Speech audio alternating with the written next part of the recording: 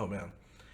Anyways, welcome, ladies and gentlemen, to the patch 8.2 rundown. I'll be covering this in the Swain update right after. So, with patch 8.2, usually at the start of my rundowns, I talk about what I'd like to see in the patch rundown. But in this situation, let me talk about what I'd like to see in general. I think a lot of what I've heard about this patch are things that I would have liked to see at the end of preseason. So A2 is like a patch note that I would have preferred A1 to be, because A1 was the start of the season, right? And it seems like generally Riot maybe had to overload the next couple of patches because 8-1 didn't balance the game enough, and they're left in a situation where we have like Relic Shield with Vayne being like the best AD in the game, which should never happen, and situations like maybe like stopwatch dominance and spellbook dominance all over the place. So I guess I'm really excited because hopefully this changes like the landscape of the game enough to where some of the really oppressive things in the game, like Relic Shield, aren't seen anymore. But the mic is crackling?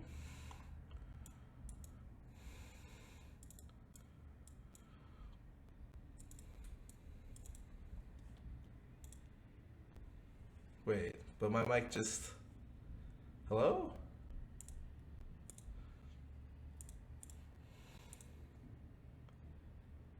Oh, alright. Anyways, let's move on to just talk about the patch notes. Generally, I'm just looking for Relic Shield nerfs and then maybe some Spellbook nerfs as well. There are some champions that are really problematic, but some of them are problematic because of the Relic Shield and Spellbook, and some of them are problematic because those two things are just forced in like a certain meta.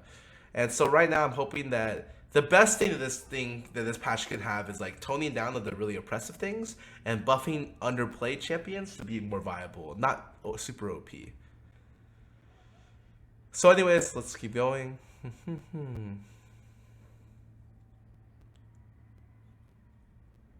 The crackling is here. I can't do anything about it. So we're just gonna keep talking. Legit. There's hold on. Maybe this will help.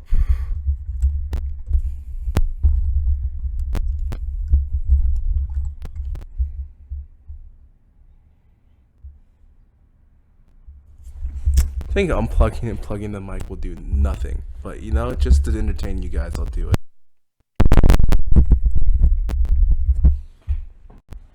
Okay. I think it's not the cable. I'm pretty sure it's my sound card, which I can't fix till tomorrow. Anyways, let's go. Naxer, shut up. Anyways, uh, let's just keep going. Echo bonus attack speed level 1 added is pretty close to being able to jungle effectively, and the small bump should help him get him out his path without pushing his soul laning out too much. I actually don't know anything about Echo Jungle, but I don't mind them buffing this. I don't think Echo Jungle is going to be super OP. I think relatively the health of the current jungle isn't bad. There are... Sej Jarvan are both pretty strong, but you're seeing champions like Zac getting a lot of good play. Even Rengar and Kha'Zix, so... I think it's good. Oh, well, I missed the beginning, but it's fine. We'll just keep going. Evelynn, E damage decreased. Evelyn's birth was too high. Wow, they even cursed in this. Jesus, there's kids reading. So they're decreasing the maximum health damage, decreasing the scaling, and decreasing the empowered scaling. Fair enough. I think Evelynn is really strong right now, and probably one of the 4 viable assassins in the game. So generally, I think that there are 4 assassins that are good. Evelynn, the Kali, Cat, Kha'Zix. Those 4. All the other assassins kind of suck. I don't mind this nerf, especially if they're nerfing Relic Shield, because I think Eve is a little bit too strong. But it worries me because generally, like, I'm an assassin player. I like playing a lot of stuff that can kill stuff fast. And those champions have been kind of pushed out of the meta due to random things like Ardent or, ADs with Relic Shield quite a bit.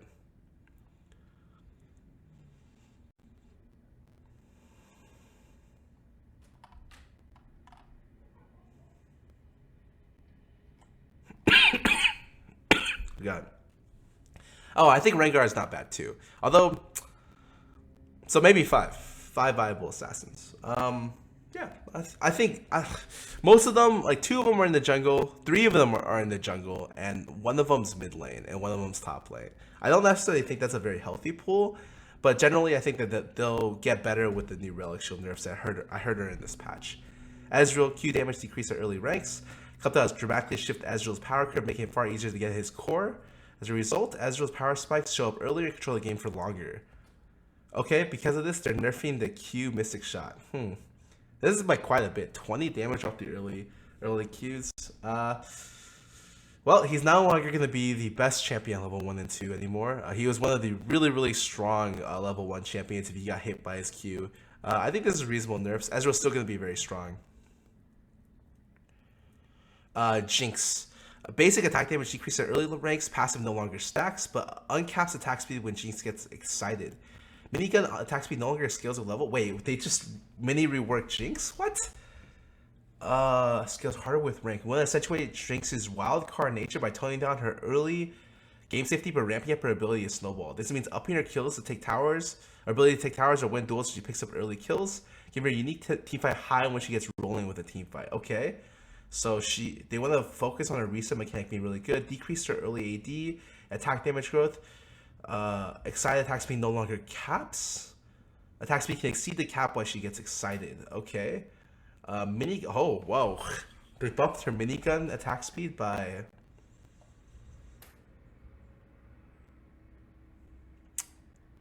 double. Almost. Huh.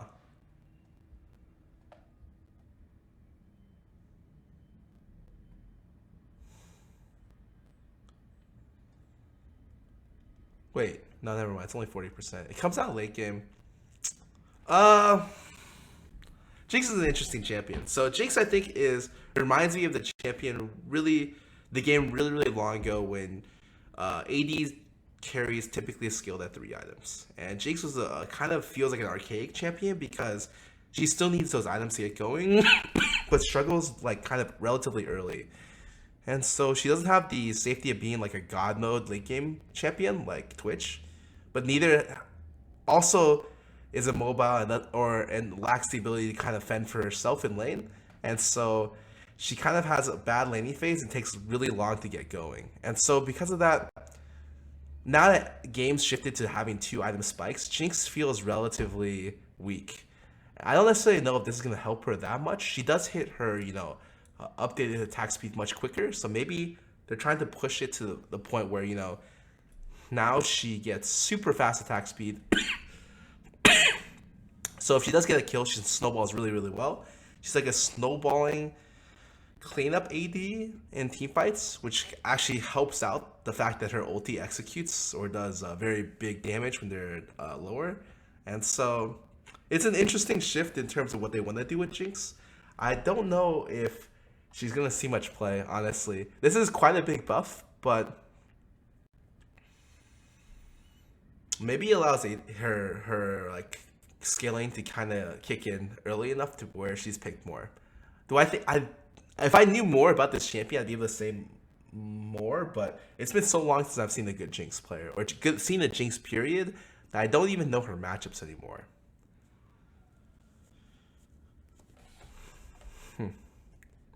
Kha'Zix's passive scaling decreased, Q scaling increased. Kha'Zix is supposed to shine when he can isolate the target and change his abilities on them. At the moment, the damage to his passive is a bit too high. Allow him to win non-isolated fights, so he probably shouldn't. As a result, was shifting some power out of his passive into his Q.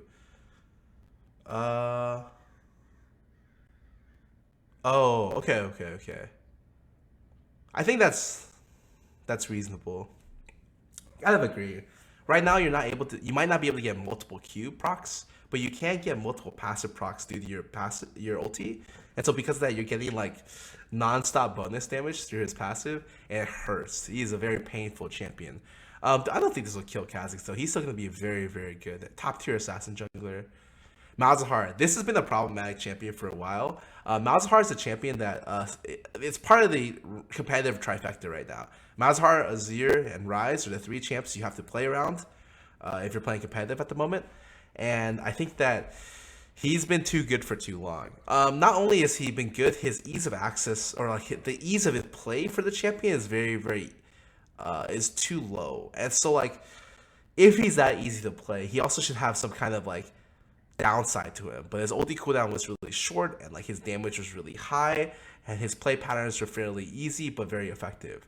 And so any kind of nerfs to his effectiveness are good in my book. I think the biggest thing is the ulti cooldown here is very necessary because this champion, like, especially because he tends to rush 40% CDR or 30% CDR, it gets his ulti back a lot.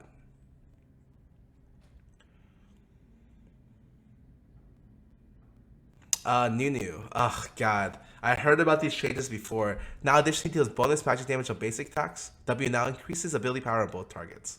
Buffet now automatically grants 11 up to 11 magic damage on basic attacks plus AP. Blood Bowl now increases ability power by 40%, up to 120 on both targets. It is really problematic because, from what I understand, the buff itself, Blood Boil gives about four.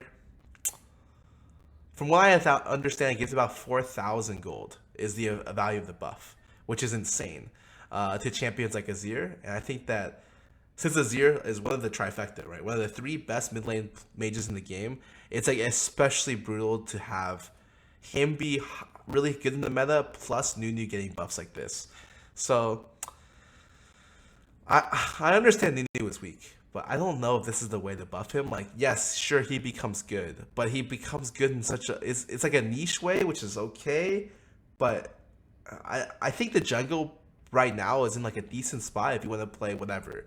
You know, if you want to play XYZ champion, which has XYZ role, you have a champion you can play for that role. But then there's this that comes in and it's kind of awkward how good it is. I'm even okay with this being the game maybe, but it just seems like especially good on certain champions like Azir, and it just makes combos like Azir Nunu especially annoying. And I don't think that this should have been put in the game. At least this much, you know. Ugh.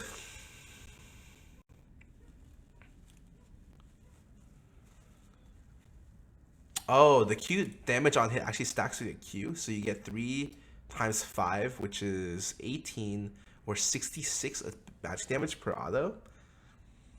That allows him to skirmish a lot better early, which is one of the things that Nunu was really bad at. Okay, well, this worries me. Generally, this champion buff worries me. Rather than I like when they buff bad champions into being good. However, this feels like it's such a potential to be oppressive with certain champions that it worries me that this is in the game. Guess we'll see what happens. Ornn. No longer unstoppable during W, R cooldown decreased. The user counterplay champions who stand still or Ornn's case move slowly while they turn on sustained damage to displace them. Being unstoppable during W's Bell's Breath doesn't leave much gameplay against them. His ulti cooldown also isn't leaving enemies with good windows to be aggressive, so we're tuning it up. I think this is the wrong way for them to go. Like this, W was one of the only ways to for a distinction between Ornn being good or bad. Like, if you're looking to nerf Ornn, right, he is a tanky champion that does damage. It has a really low cooldown, high impact ulti. So what do? Nerfing the ulti is no brainer. This should have been nerfed a long time ago, especially with 70 seconds at 6 on a champion that tends to rush 40% CDR. So this should have been nerfed a long time ago. This is a great nerf, but you could have nerfed the sustained damage. You could have nerfed the mana cost, so he's not as oppressive in lane. You could have nerfed his base stats, you know, so that like maybe he's weaker before he builds the items off his passive. However, removing the unstoppable seems like one of the worst things you can do with Ornn because you're removing part of it that's unique in his kit. Like, I would consider being unstoppable during W a unique part of Ornn's kit. It's something that like you think of when you think of Ornn, you know. And not only that, it just seems like, I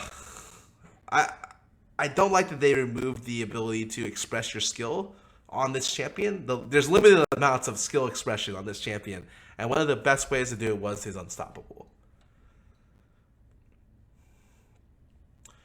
But this nerf, great. I think Ornn is the best top laner in the game right now, one of the best top laners in the game, and he needed to be nerfed, and his ulti should be hit. Great, good job. Pantheon. We're changing the way spells target mini aggro, which has pretty significant implications around Pantheon passive functions. And no longer block shares consumed by siege minions. We'll get on to this later, which is this is going to be the biggest change of the patch, and it's down somewhere here. And I'll talk about it when we get there. Sona, mana cost decreased. Our nerfs to Sona in response to Rune's overhaul went a little too far. We're restoring some power durability to poke in lane. Okay, so they're buffing Sona slightly.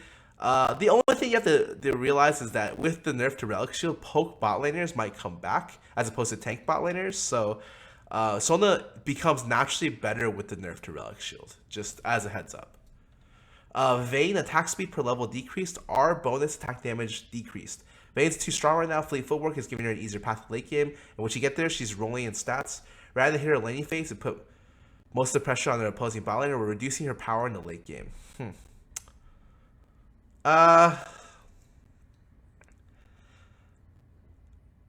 Vayne's also a champion that benefited the most from the Fleet Footwork Overheal Relic Shield meta. And so, just by nerfing those items, she's going to get worse by contrast. I'm worried that they nerf maybe a little bit too much from her, but this seems like preemptive nerfs on the fact that before you're putting in two changes in at the same time, and this may bump Vayne from being really, really good to pretty bad, where you want to put Vayne kind of like in the middle, I would assume. And so I guess we'll see what ends up happening. Vayne is a champion that's also really bad into the old poke meta that happened before, and is more viable in the current like tanky bot lane meta, like the tanky like Braum meta. She's very good in. But then once you start getting into like the old Xerath bot, Brand bot meta, she's naturally a worse champion because she doesn't tend to fend for herself well when caught or when poked down. So I would be very careful in nerfing Vayne before we touch, like, before the meta settles down to what it could be after this patch. Surprised Zoe didn't get a nerf, actually. Huh. Alright, I think that champion is pretty strong, but I guess we'll see. I'm also surprised they didn't look at Azir either. I think that... I guess it's pretty interesting. I think both those champions are very, very strong, but we'll see what happens. Enchantment Runic Echoes. Proc mana restore increased. Most mage junglers struggle with mana. Form swappers are the main exception, so we're looking to give those weaker mage junglers more consistency. Okay, so the missing mana restore 25%. That's very good. I like it. Okay. I think this is really nice. There are a lot of situations, even when you're playing stuff like a Moo jungle, and you might go AP variant where you're not getting the mana back that you want. And I think that this is cool. It gives power to mages, but it doesn't make them... It's not through actual damage numbers. Support items spend a ton on slots on two items that exist largely for their role. We're merging these two items together to give supports more autonomy. Removing all of these things and they're updating... Oh, okay, so this is also the support item quests. Quest not completed, 500 gold. 3 ward charges, 3 ward charges, 3 ward charges.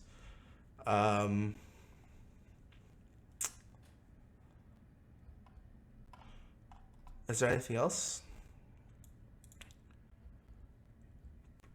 This penalty now applies on non-epic monster kills.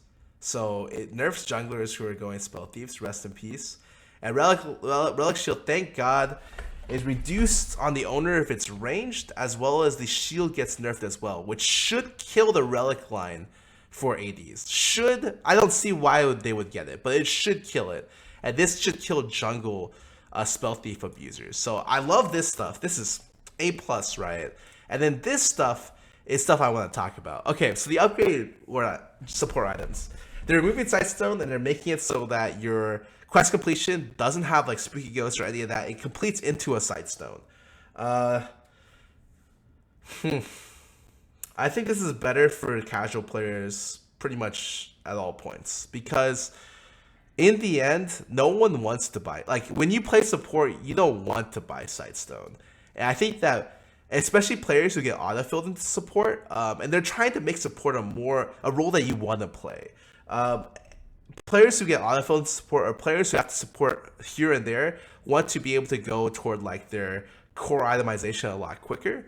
And this allows them to pretty much always hit their core items plus their Sightstone. I don't know its ramifications on competitive play. You're definitely losing a little bit less vision, but with Zombie Ward, it's not that bad, and most people were going Frostfang or Targon's Embrace first, anyways. It's definitely more reliant on your ward, like using your trinket wards correctly now, as well as zombie wards being more impactful early. Overall, I think it's a good thing to put in the game just for all levels, but I have to see. Actually, I don't know. I'm just excited for this, honestly. Thank God. No more Relic Shield ADs. No more Spell Thief junglers. You may still see Spell Thief in lane. Like, I think what you call it, Vlad has been doing it a lot, but they increased the lockout on monster minion kills, so I think that is less appealing for laners as well. So hopefully this gets pushed out of solo lanes. This gets pushed out of AD, and we have like a normal kind of meta. Runes, Twisted Tree Line, don't care. Don't care.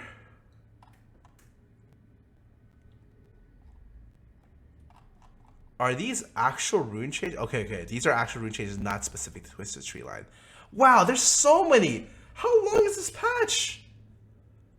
This is what I'm talking about when I said I think this patch should have been patch 8.1. This is the patch you end preseason on. Huge changes and what you'd expect to round out balancing for a big preseason patch. We're getting it a little bit slow, and so I don't know how the normal season is going to look after this. These seem like a lot. So, Aftershock. Base damage decreased, damage scaling decreased, but now scales with bonus, attack, AD, and AP? Flat resistance decreased, but no longer amplifies resistances by a percentage. So Aftershock's base damage is a little too high, and letting champions like Alistar or Leona run wild in early duels against marksmen. Have one mastery be so good for both durability and damage is warping interactions between tanks and switch-tier champions. We're shifting the item profile to be less about damage, more about durability. We're shifting the resistance gain from percentage to flat so divers can get in on the fun too. Okay, so the damage goes down 30 by level 1. That's quite a lot. There's a new AD ratio and AP ratio, which this doesn't make much sense to me because both of these would want to incentivize non-tanks from taking this, and Aftershock then becomes better on non-tanks through this as well. It gives you 70 flat resistant one. Oh, that's so much.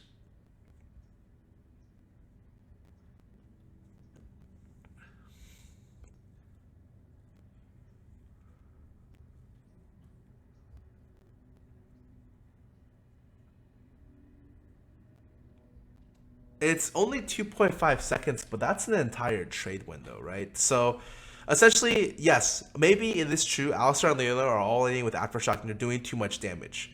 But this makes those champions less killable in the all-in. And so it's less that you're warping interactions between tanks and squishy champions.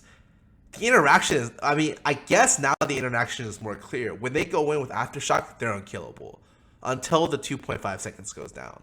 And this is even more so early. In fact, this incentivizes Aftershock junglers to dive, right? Because early levels, because you're giving them so many flat resistances early that don't scale well into the late game.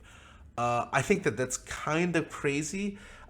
So I'm surprised they're giving you so many resistances early.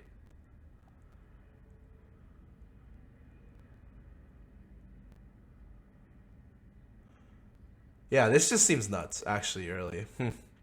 It doesn't seem like Aftershock got worse, but rather it got better overall, as well as has more niche applications. Better for everyone but Leona, right? Who gets resistances from her W, and Rammus. And it's better also for bruisers who have stuns that could use the flat resistance a lot more than certain other things.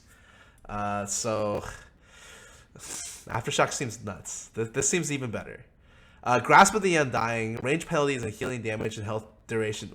I didn't actually end my thoughts on this.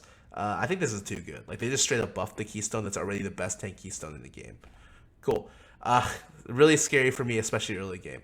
Range penalties and healing damage and health gain decrease. Taking advantage of grasp is way easier if you're ranged, so we want to make sure it's less impactful on ranged champions. However, it seems like we went too far. Even minions, champions like Gnar and Urgot don't perform well with it. So their healing damage reduction is down to 40% and range permanent health is 3. So a lot of people are going Airy on top lane. Ranged champions or Comet rather than going Grasp. They're trying to shift it more so that even, Gnar could use stuff like this. I think that's cool. Not a big change, but it's nice. Guardian cooldown increased at early levels, decreased at late levels. Shield base values and ratios increased. Guardian is the newest and hidden power mechanics like Bile Stone or Aegis of Legion's old aura. Players are getting a lot of power out of it, but often don't feel it. We want to make Guardian a little weaker, but also more noticeable. I think Guardian's very good right now, by the way. So the base shield has increased slightly, and the shield ratio increases, and the shield health bonus ratio increases as well. This just seems like a slight change to where Guardian's a little bit weaker early, which actually, you know what perfectly aligns with this? Let's take Aftershock, because this is nuts, right? So Guardian becomes like a little bit less nice with these Aftershock changes, but overall I think Guardian has a niche. Like, it's very good at being able to be like that defensive that defensive, not so much initiation keystone, but more like it's like a peeling one. It's like a defensive peel oriented keystone. I think that's nice. This doesn't really change my opinion of it that much. It's a little bit weaker early, but that's it. It's not a big deal. Still a great rune. Inspiration. The slow amount increased. Okay, yeah, Glacial Augment's not used, like, period. No one uses it. It's Aurelion Soul is using it slightly, but even then I feel like other people would use it better. We're buffing it up. The melee slow is a little bit higher, and the range slow, is 30% at 1. That's really nice. The active item slow is 60%. It's dangerous because at some point the slow percentage is going to be too good, and then people are going to start taking it, especially with other rune nerfs. The thing is, yes, it's underperforming. I just think that it's very awkward as a rune in general. It should only have fringe, highly exploitable cases where it's like the champions that do take Glacial Augment are just gods with it. And that's what worries me about keystones like this. Is like, yes, Inspiration has the wonky keystones, the spell books, the Kleptos, the Glacial Augments, but just like problems at Klepto where Gangplank and Ezreal are seeing high overperformance with it, Glacial Augment might get to the point where like, oh, well, on these 3 champions, Augment's actually super OP. And it makes me feel bad thinking about the balance of the general keystone. Because I think, yes, this keystone's still not going to be good on most of the champions, but at some point, at some buff level, one champion will be very good with this keystone. Kleptomancy. The gold value of pilfer items decreased. The gameplay is getting a lot of small mini use, but too often it's optimal to sell everything and accelerate builds. We want to make sure there's a reasonable trade-off between using those items and cashing them in. Since Klepto is also overperforming, we're also bringing the drop-down rate, especially early game and on ranged champions. Drop rate significantly decreased in the first 15 minutes. After 15 minutes, drop rate slightly decreased for melee, significantly decreased for ranged, and sell values are lower. Okay, they're just nerfing Klepto in general. And they're making it a lot worse for ranged champions. This might see a shift from like people who are using Klepto but not great at it to using other things. And so bruisers that were using Klepto, or more ADs outside Ezreal using Klepto. No, mainly those bruisers that are using Klepto might shift to something else. Especially if you're ranged, it seems like Klepto's value is not very good right now. Precision. A couple of precision runes are pulling too much power for non-keystone slot. Coup de Grace, and Last Stand. This is a no-brainer, right? This damage amp was just strictly a better damage amp of the old rune in the left tree before the preseason rework. And it was at, 12%? They nerfed it to 9%, and they nerfed it to 7%. I think this everyone kind of expected because the old rune was giving too much power and it was nerfed to 3% from 5%, and they replaced it with a rune that was at 9% buff. So obviously this is going to get nerfed. I'm surprised they nerfed Last Stand a little bit.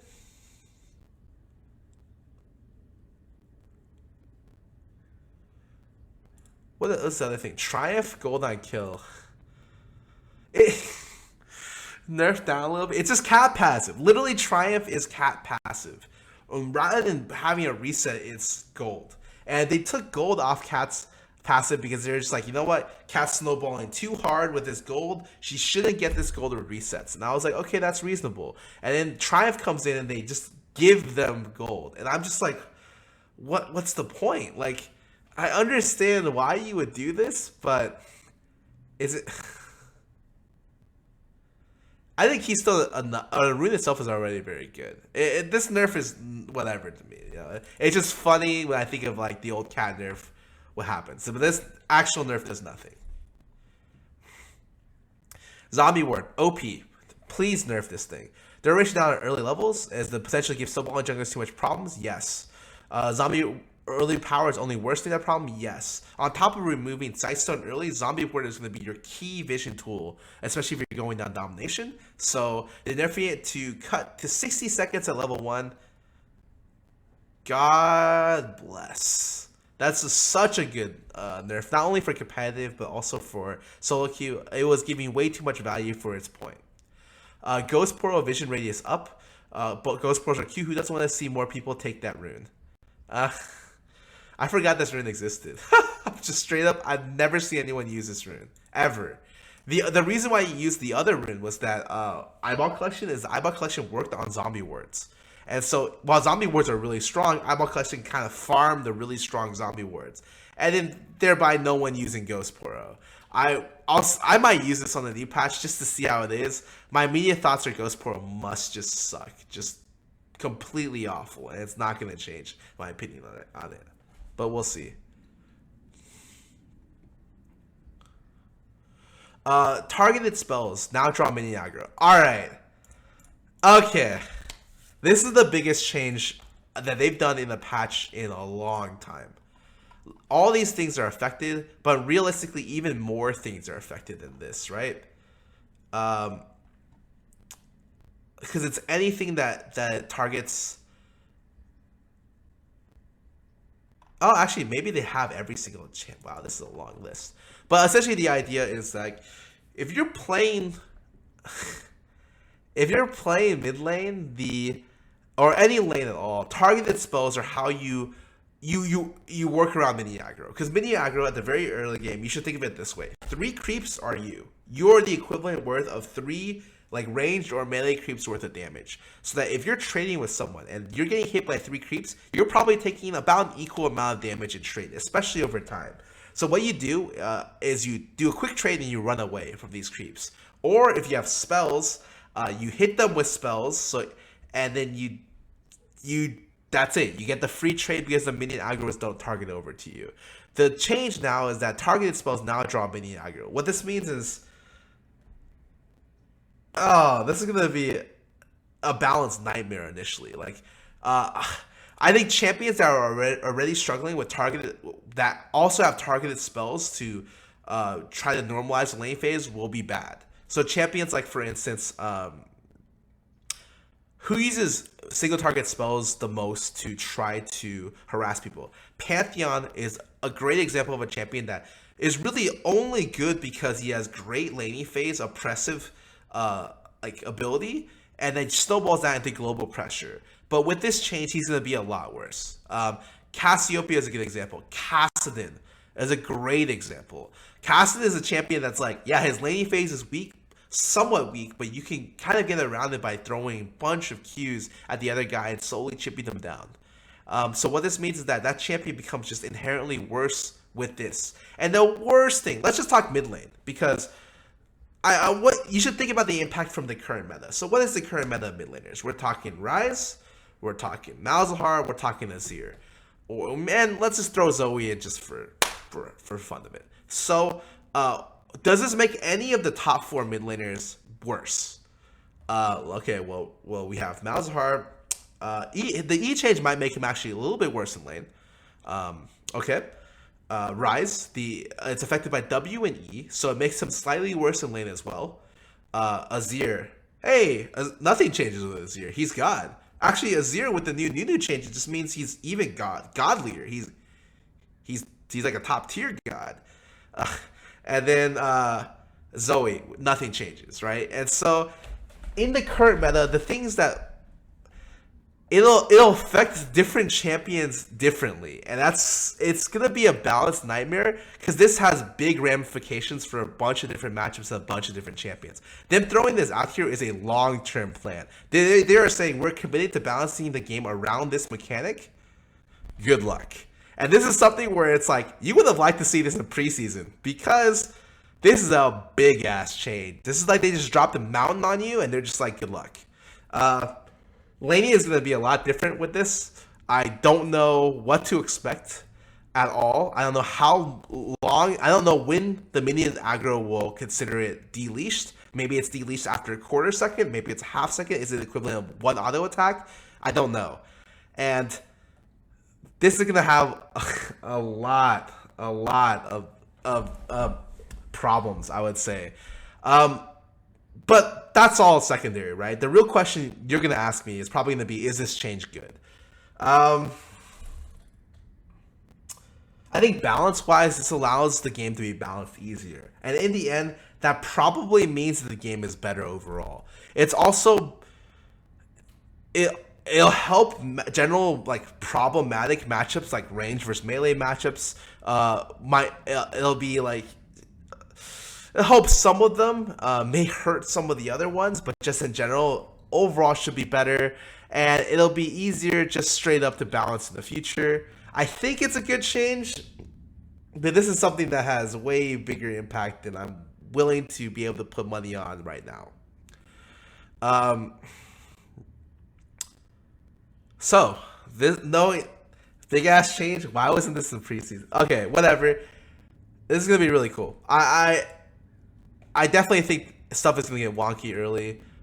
Just looking at the list, there's a lot of things where you're just like, well, that's a problem, you know, because some of the champions were only viable because they were able to do certain things, Pantheon Q, casting Q, and then by nerfing their lane phase, they just may not have an identity or may not accelerate to the late game or mid game that they need you to be good. Not talking about this. I'm interested to see what happens. Overall, probably a good change. We'll go 60% confidence.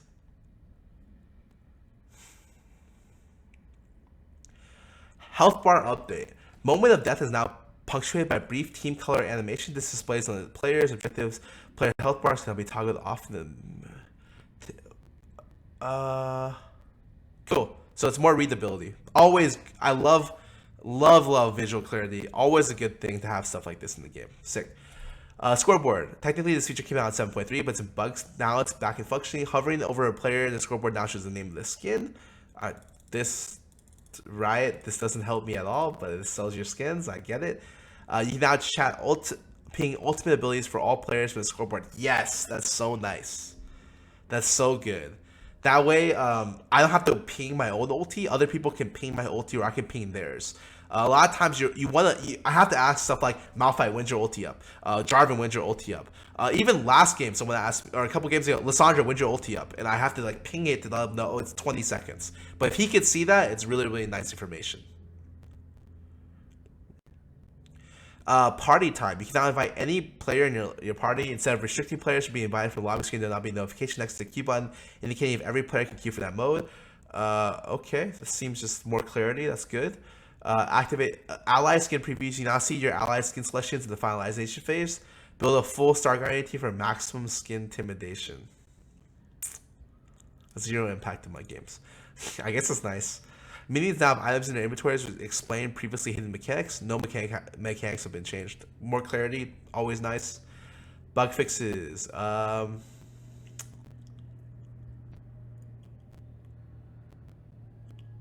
large amount of art. Cool. Nothing important, it looks like. And this generally looks like there's nothing that important either. Ooh, Arctic Ops Gragas. Sick. Actually cool. Alright, so wait, how do I close this? So looking at all of this stuff, how would I rate this? New support item changes. In the end, better. It takes away a little bit of the support options right now, item wise, which is bad. But they said they're looking into it in the future, so hopefully they come back in what other way, shape, or form. I think generally it's much better for casual players, and I don't know about pro play. Should be okay. These two huge meta-defining changes, great. Nothing else to say. Really, really important. Needed to be in the game. Aftershock changes kind of scare me. It feels like they're straight buffing this ability, except for like in the late game, right? Inspiration, Klepto nerf is really big and probably pretty good, honestly, because it was a little bit too game defining early. Zombie Ward, great nerf, super well done. Target spells should help balance the game in the future, but at the moment might be highly volatile in certain champion matchups. Vayne nerf might be a little bit preemptive, or nerf not the way I would have liked it. New W buff not the way I would have liked it. Good Mal's nerf, good Ezreal nerf, good Eve nerf. Okay, generally I would say the patch is good. They have some crazy things, some things I didn't expect them to do for sure, and I guess it usually I could tell like this is what's gonna happen. Okay, so what happens right now is the current meta is Relic Shield tank lane bot laners. Assassins are pretty much pushed out because you can't really assassinate Relic Shield at all, and you're kind of stuck with like high DPS mid laner, high DPS scaling bot laner, and top laner is kind of whatever, you know. And the jungle is probably the most versatile role in what they're able to play. After this, you're probably gonna get, due to these changes, right? ADs will no longer be taking Relic Shields, so there will be a shift, because I think right now that means that poke-oriented bot lanes were dominating the meta before this build. And now I think that poke might come back, and poke bot lanes were pretty obnoxious. I don't know if people remember Xerath, but that was a really obnoxious champion to play against. I think that because of that coming back, you might see it'll shift the meta pretty dramatically. I don't know if Fleet plus Overkill is enough to be able to sustain against poke-oriented bot lanes and poke-oriented supports. If the answer is no, then the meta changes back more toward the poke bot lane preseason stuff, which is better for assassins and divers because they're generally very squishy supports to play against, as well as the fact that ADs no longer have Relic Shield. Plus, for assassin players, maybe a bad thing for ADs because playing against poke is like just really obnoxious. Junglers, I think jungle is in a pretty decent spot right now, and top lane's in an okay spot as well. Okay, the meta might be a little bit weird, but generally like the patch. That's pretty good. Let's move on. So let's cover Swain. And my God, feel like I've been talking forever. Give me a little bit of water.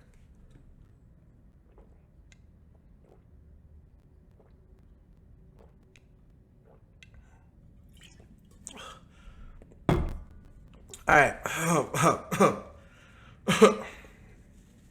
Swain. Before I go through this, I want to say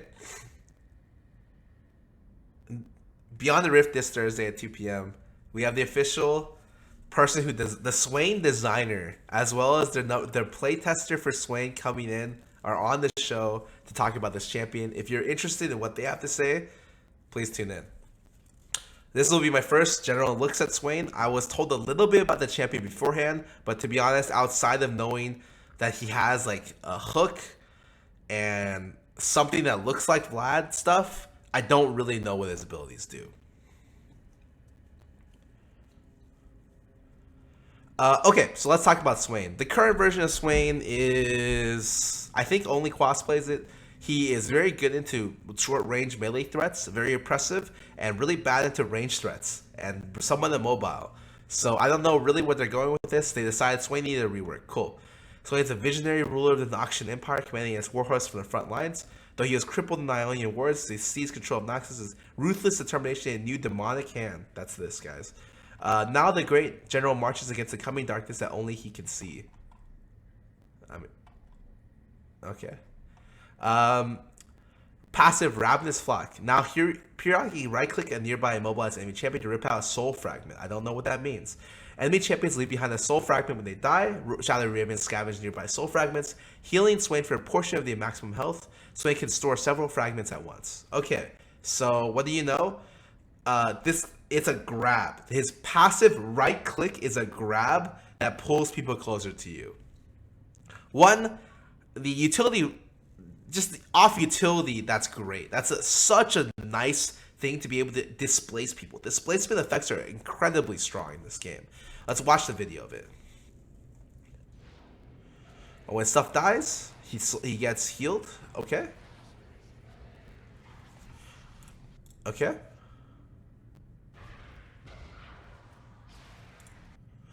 Okay, and so he drags him a little bit. We're talking like maybe a little bit more than Talia W range, okay? On top of the fact that you also get healing because you steal a fragment when they get immobilized and you go back. So this obviously works on allied mobilizations as well as your personal mobilizations, which makes it really interesting. I still don't know what soul fragments are. We'll find that out later. Cool. Let's keep going. Q. Death's Hand unleashes several bolts of eldritch power in front of him, each damaging the first enemy struck. Enemies can intercept multiple bolts. Okay, so it's a shotgun that does most damage at melee range. Bolts pierce through. Oh, it's Proto Belt. It's literally Proto Belt with a shorter range. Okay, bolts pierce through units that kill, restoring a portion of Swain's mana. See that second part? That means wave clear. So this is your wave clear tool that also refreshes when you kill stuff. Cool.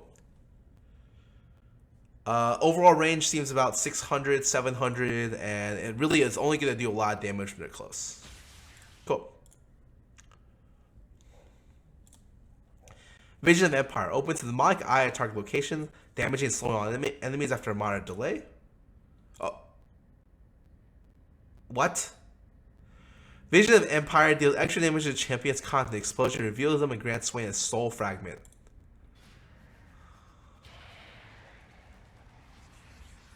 It's Xerath W.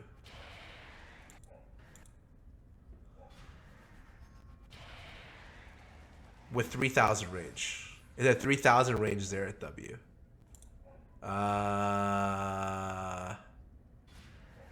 Huh. The damage it does is pretty reasonable too. Yeah, it's literally a 3,000 old Xerath W.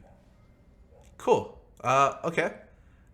It gives you a soul fragment, which is also important because apparently that's a super important thing. I don't know what that does yet. Swain projects his demonic hand forward and damages all enemies in the path. The hand returns to Swain and explodes on the first enemy hit, damaging and ruining all enemies caught in the blast. Okay.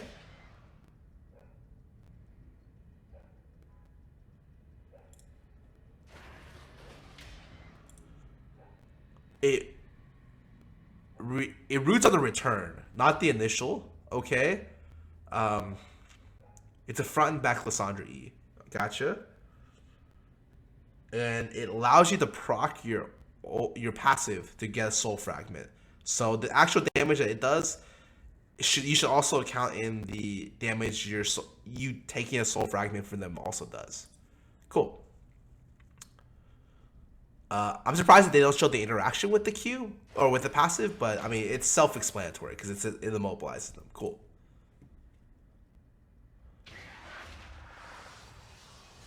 Alright, wait. Demonic Ascension. He becomes God. He becomes Bloodlord. Swain gains a large amount of health on cast. Okay, that's cool. Drains life from nearby enemies, prioritizing champions for extended duration. So similar to the old Swain little crows. When Demonic Ascension ends, Swain consumes his soul fragments to cast Demon Flare, a Nova energy that damages the closest enemies around him. Damage increases for each soul fragment.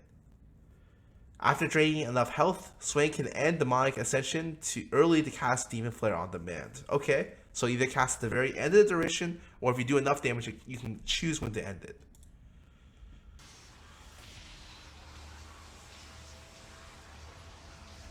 Wait, that's just the sustain off one champion. Look at that. Just off one champion?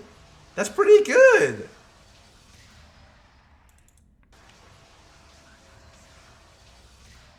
And it has a Vlad E on the explosion. Huh.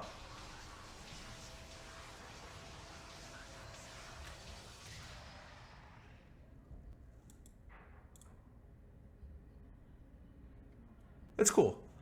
I would like to see him do a little bit different stuff with soul fragments. I thought, in my mind, soul fragments are like, oh, you're ripping out their soul. I'm gonna do something crazy with this. Like, I'm gonna like just delete your soul. And it's like, I'll eat your soul at the very end when I turn into a demon, and then I'll gain like stats based on who I got the soul from, and they'll lose stats temporarily, and I'll just like trample over them. I don't know, something, you know, lightning strikes their body anywhere on the map, something cool. I get Vladdy. That's what I got with Soul Flare, with Soul Fragments. I would have liked to see something cooler. I think they could have done something cooler, right? I like thematically. I just think it's okay. I like generally that he has really unique stuff, like the grab back that's super unique.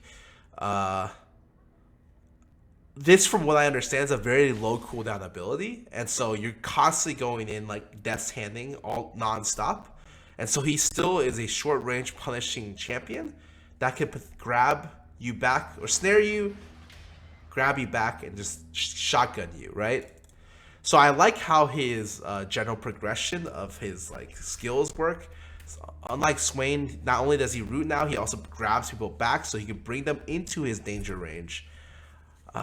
Just maybe on the ulti I expected a little bit more, but I generally like what they've done with the rework.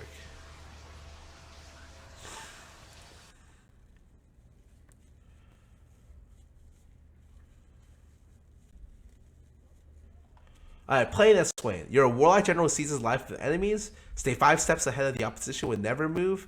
And vision the Empire clipping the wings in your with your attacks. Yada yada yada yada yada. Okay, cool. Let's go.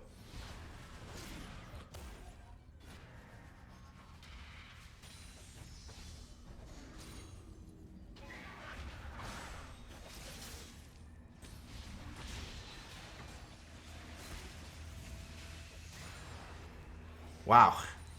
Huh. Did he lose life during that trade? It doesn't look like it. Oh, nice snare. Okay, good grab back. The W the W seems weird. Oh, nice grab back. Okay. I wonder if there's a cooldown on the grab back, because if there's not, you can do some really wonky stuff. The W seems very hard to land, and probably the thing that's going to be the strangest thing to use in this kit.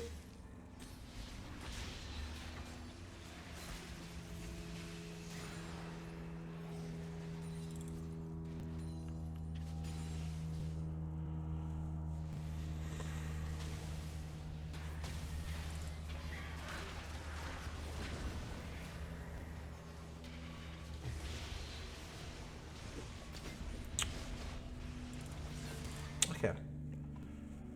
The mock Ascension's lengthy duration, the short cooldown Death's Hand lends himself toward longer fights.